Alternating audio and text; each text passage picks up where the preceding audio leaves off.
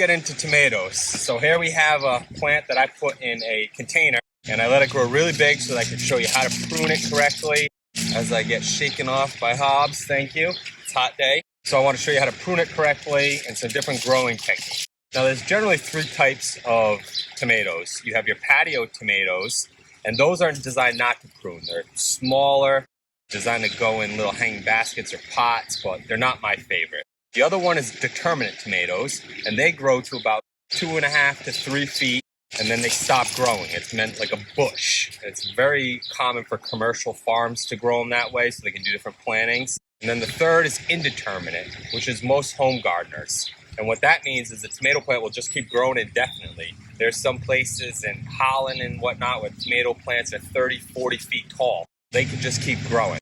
So these are all indeterminate, and your label should tell you what. If not, ask the person or check the information on the variety. So this is an indeterminate one. And being that it's in a container, I'm going to prune it to 2 growth points. That way I'm not stressing out the size of the container. I'm not going to have too much with the plant. And 2 growth points on 1 cherry tomato plant is going to give you as many cherry tomatoes as you can handle. And I also have another plant over here. So I'm going to have plenty. So how do you go about? Well, first you're going to want to find the main stem. Every tomato plant has a main stem going up. It's usually going to be the tallest one. It's going to have the first flower cluster, even though the first one's down here somewhere. But it's going to be the thickest, and it's going to be the tallest. So as long as you have your hand on that, consider that the body. Now in a tomato plant, I'm going to just show you up top here so it's easier. Now you have your body going up and down, and every so often is a leaf. And that's what I call the armpit. So picture your body, your arm's the leaf, then you have your armpit. Now in each armpit is going to be a new tomato growth. And this is why the plant unattended looks like a bush, because each one of these that are growing is just like the top one. They're going to turn into their own plants all in this single stem. So it's very simple. All you have to do is find the growth points, and you're just going to pick them off. Now it's much easier when they're small like this.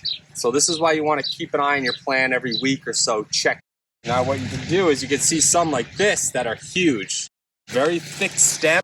And if I try to snap this, I know what I'm doing. I can. You got to do it really quickly. But I find it's easier to just get a pair of scissors or pruners. And you're going to want to clip it as close to the stem and the leaf as possible. And what this does is it gives you a nice clean cut. If you were to try and snap it and you don't do it right, the skin will peel.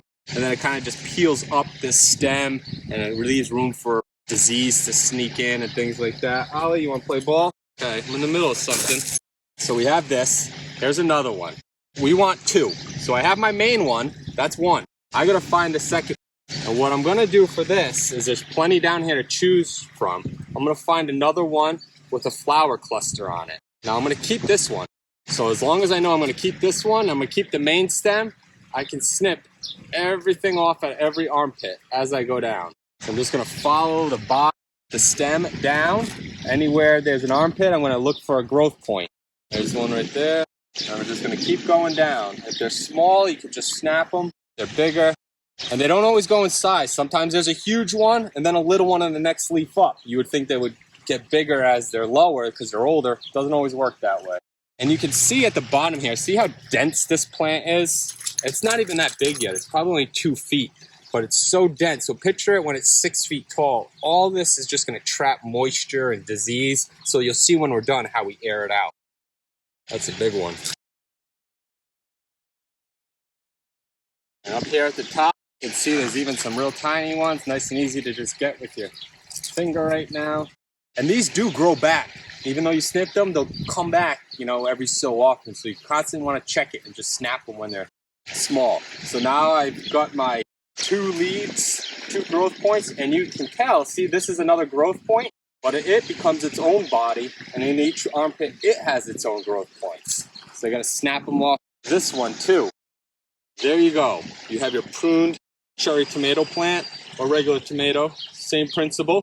Now the next step is to secure it. So right now you can see I had a green bamboo stake. That works fine when the plant's small. It's not going to sustain it in the container, especially when the plant's big and tall. So what I do is I created a little, created a little support system with a fence post that you can basically get at Home Depot. You can use wood, but these days metal's just as cheap as wood and it lasts forever. Much easier to take care of and store away. And I created a T-bar clamp at the top. You see I hung some strings down. I hung 2 for each plant. You want them about 12 to 18 inches apart. Now if we come down here, I got my strings, I got my plant. The next special thing is these tomato clips. Real cheap, real easy, real inexpensive, readily available, but it's a clip. If you notice, you can zoom in, it has a little clip right here with some knobs that goes right around your string, and as I close it, it cinches on the string. So watch when I snap it, if I'm trying to move this, it doesn't move up and down the string. So as the plant grows and gets heavy, this is going to secure it to the string. Let me show you how you do that. First thing I'm going to do is I'm going to carefully take out this stake. Support the stem if you have to. I'm going to take the string and I'm going to run it down. I'm not going to go all the way to the bottom.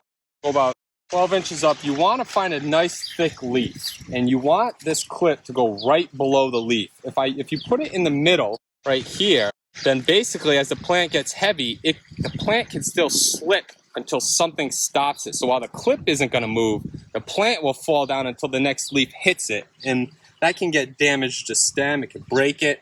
So what you want to do is pull the string, not too tight, but you want it nice, a little bit taut, and then put it right against a nice big leaf, and that's how I'm going to choose what level to put it at. I'm going to put a little clip over the string, and then I'm going to cinch it shut right below the leaf, so now the plant won't be able to fall. And what you'll do is you'll gently wrap the plant around the string, just like that. And now this will continue to follow up, and as it goes, I'll continue to put clips every 12 inches or so to give it some support. If you have extra string, you can snip it off. And now I'm going to come over. I'm going to do the same thing to this one.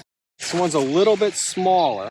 I'm going to find a nice leaf, and I'm just going to wrap this one very gently. Don't force it. If there's a bend in your plant, don't try to straighten it out on the string. Just leave it for a few days. These plants will straighten themselves, and then you can twist it. And if you still can't twist it, just use a clip. You really don't have to twist it all. If you use clips, you might need a few more, but the twisting in combination with the clips gives it a lot of support. And one thing I want to caution you about is wherever you have a flower cluster, you don't want to wrap the string around it, because with the wind blowing, it can snap it off. So what you'll see here is I'm going to avoid it and go around the leaf. And that way, as it blows, the leaf takes the brunt of the tension. There you have the start of a successful cherry tomato plant. Continue to check for pruning as they grow. And once this plant's about 3 feet tall, what you can do is come over to the bottom, and I'll do it now just to show you. Snap off some of these lower leaves. The tomato plant doesn't need all these leaves, and as it grows, you can continue to snap some more off, and it keeps this area open so air can get in and keep everything dried out. You know, by the time this plant reaches the top, which is about 7 feet, I'll probably have the leaves ripped off at least 18 inches to 2 feet up in the air. This will just be a stem. The leaves will all be above it. I'm going to get started on the next one. Thanks for tuning in. Make sure you hit that subscribe button and let me know if you have any questions on tomatoes in containers.